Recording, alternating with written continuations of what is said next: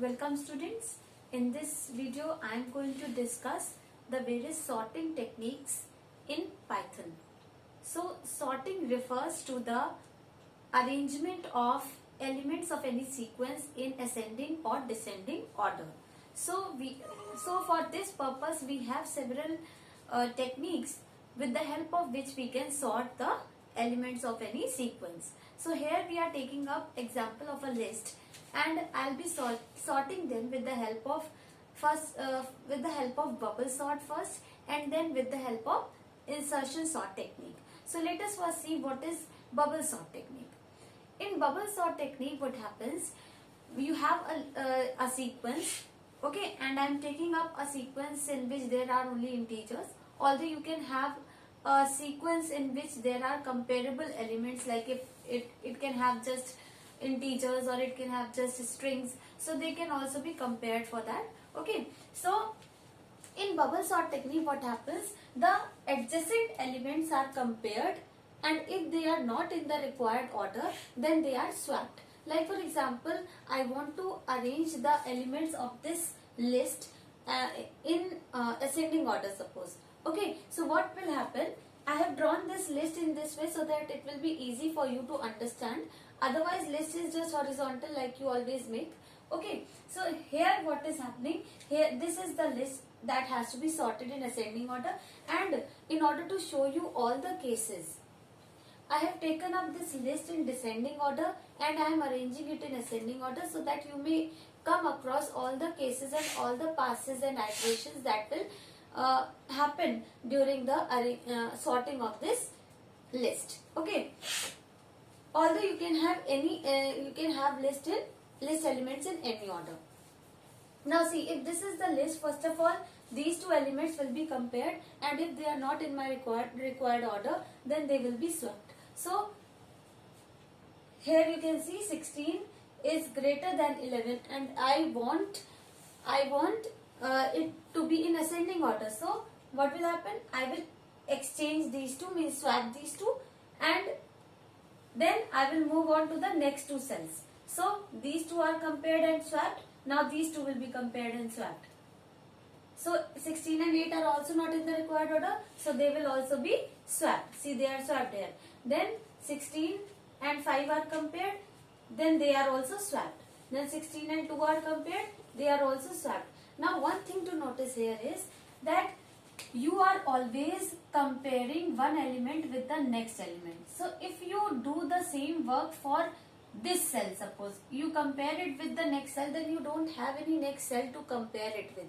मतलब आपके पास 16 के लिए तो ये वाली सेल थी कंपेयर करने के लिए, लेकिन 2 के लिए आगे तो कोई सेल है नहीं कंपेयर करने के लिए. इसलिए हम जब भी ये आइटरेशंस करते हैं तो हमारा जो लूप है, लूप वेरिएबल है, वो हमेशा साइज से एक कम जाता है. ठीक है, जैसे कि here my size of the list is 5. Okay, size of the list is 5. So see till where we are going.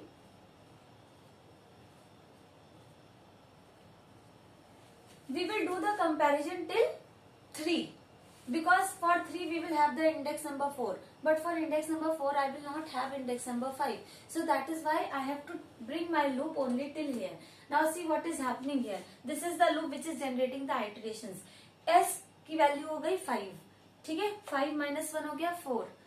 4 minus I, initially I की वैल्यू क्या होगी 0. ओके, सो I की वैल्यू इनिशियली 0 है, इसलिए 5 minus 1 minus 0 will be is equal to 4. So it will go 1 less than 4, because range function always goes till 1 less than the upper limit. मतलब अगर आपने इसको 4 दिया है तो ये 3 तक जाता है, तो इसीलिए मैंने इसको 4 दिया ताकि ये 3 तक जाए. अगली बार मैं इसको 3 दूंगी ताकि ये 2 तक जाए. ठीक है, तो यहाँ पे क्या होता है, इंडिविजुअल एलिमेंट्स को कंपेयर करते हैं, और अगर वो रिक्वायर्ड ऑर्डर में नहीं होते हैं तो उनको स्वैप कर देते हैं. ठीक है, लेकिन इतना पूरा काम करने से आपका लिस्ट सॉर्ट नहीं होता. What is happening at the end, only one element that is 16 came to its proper position, बाकी लिस्ट अभी भी अनसॉर्टेड है. तो ये जो काम हमने किया इंडिविजुअल एलिमेंट्स को, एडजेसेंट एलिमेंट्स को कंपेयर करने का, उसमें हमारे जो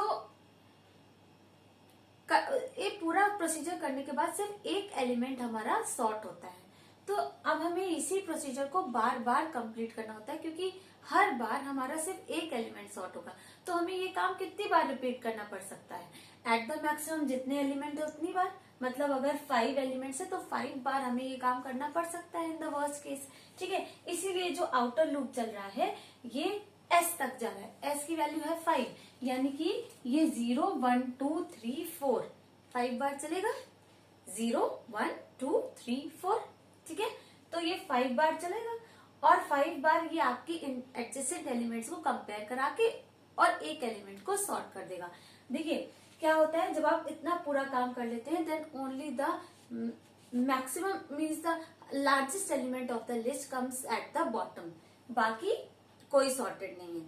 अब हम इस लिस्ट के साथ आगे बढ़ते हैं और देखिए मैंने क्या किया, 11 और 8 को कंपेयर किया। अब की बार देखिएगा ये लूप कहाँ तक चलेगा। 11 और 8 को कंपेयर किया, स्वैप कर दिया। 11 5 को कंपेयर किया, स्वैप कर दिया। फिर 11 2 को कंपेयर किया और स्वैप कर दिया। लेकिन अब हम इसको ये वाला कंपैरिजन नहीं करेंगे। क्यों? क्योंकि ये जो एलिमेंट है ये ऑलरेडी सॉर्टेड है। 16 हमारे पिछले पास के हेल्प से this element 16 is already sorted. तो अब हमको इसके लिए ये कंपैरिजन करने की जरूरत नहीं है। अब की बार देखिए मेरा लूप कहाँ तक गया, 0 1 2 3 4। तो देखिए सिर्फ लूप यहाँ तक गया क्योंकि 2 को उसने 3 से कंपेयर किया, because j is being compared with j plus 1। तो हम हर एलिमेंट को उसकी आगे वाले एलिमेंट से कंपेयर करते हैं। तो इस केस में क्या हो रहा है, हमने इंडेक्स 2 को इंडेक्स 3 से कंपेयर किया, लेकिन 3 से 4 को कंपेयर करने की जरूरत नहीं है क्योंकि हमें मालूम है कि 16 अभी हमारा सॉर्ट हो चुका है पिछले पास में। ठीक है, in the same way what will happen, you will come now see after this much of your list is sorted. अब हम इस लिस्ट से आगे बढ़ेंगे क्योंकि हमारा ये पोर्शन सॉर्ट नहीं हुआ है, सिर्फ इतना पोर्शन सॉर्ट हुआ है। और अब की बार जब हम इस काम को रिपीट करेंगे तो हम इन दोनों को कंपेयर करेंगे और इन दोनों को कंपेयर करेंगे, लेकिन इनके लिए काम नहीं करेंगे।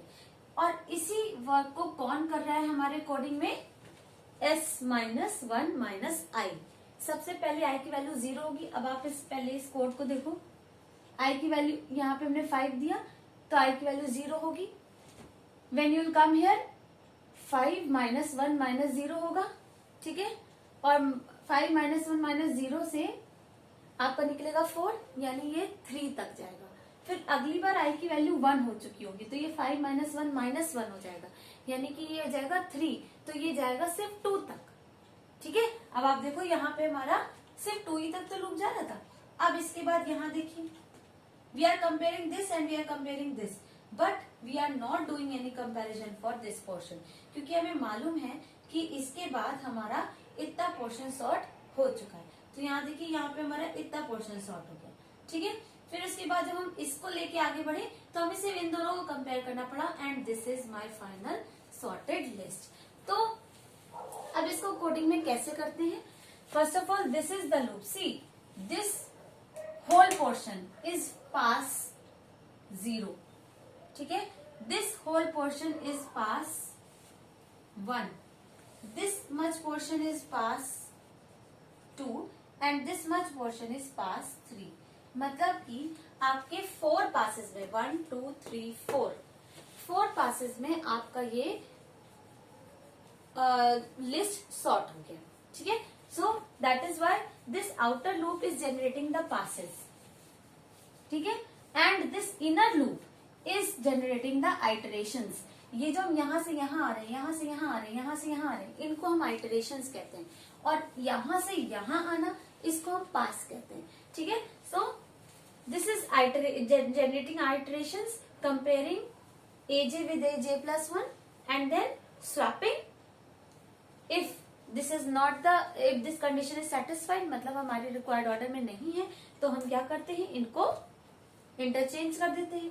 और ये जो प्रोसेस है ये हमारा तब तक चलता रहता है जब तक the entire list does not get sorted in ascending order.